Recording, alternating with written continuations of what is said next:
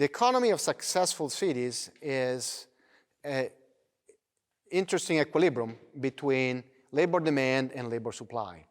A successful city is a city where workers want to move to and where firms want to move to.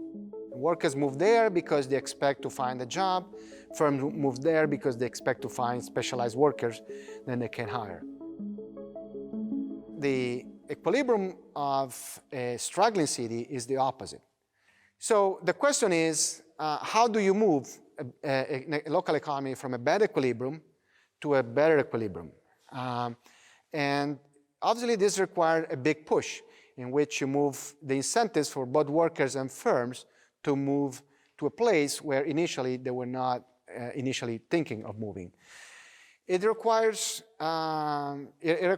convincing workers to go to a place with the expectation that firms will also be there, and it requires convincing firms to go to the same place with the expectation that workers will be there.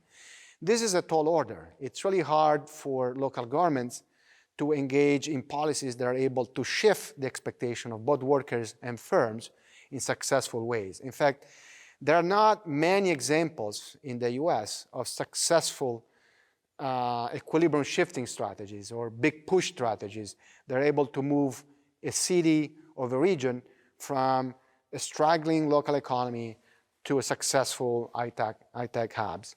In most cases, what we see is that the emergence of new high-tech hubs come from much more organically, from the success of a local firm that grows and becomes the seed around which an high-tech cluster then agglomerates.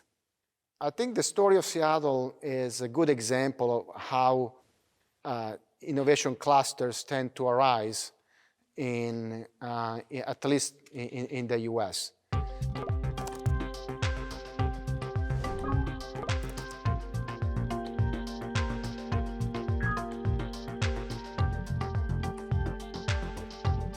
Today, Seattle is one of the most successful innovation clusters in the US. It's the second largest software cluster. But Seattle in the 1970s had quite a different industry mix.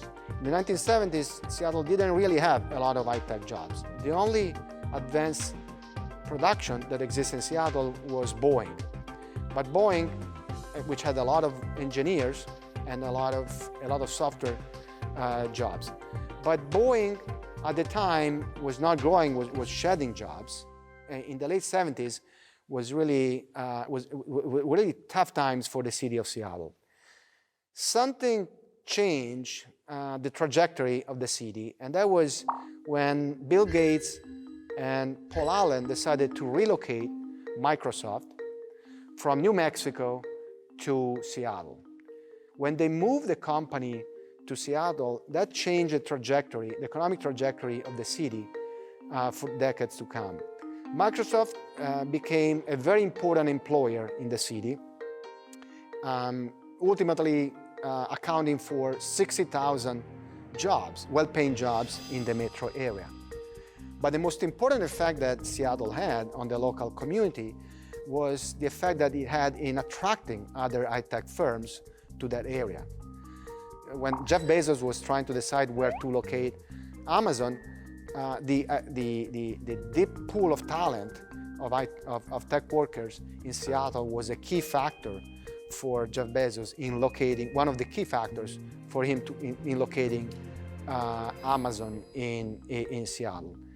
And then the growth of Amazon further attracted even more startups and even more tech workers to the region. So I think this example well exemplifies the clustering effect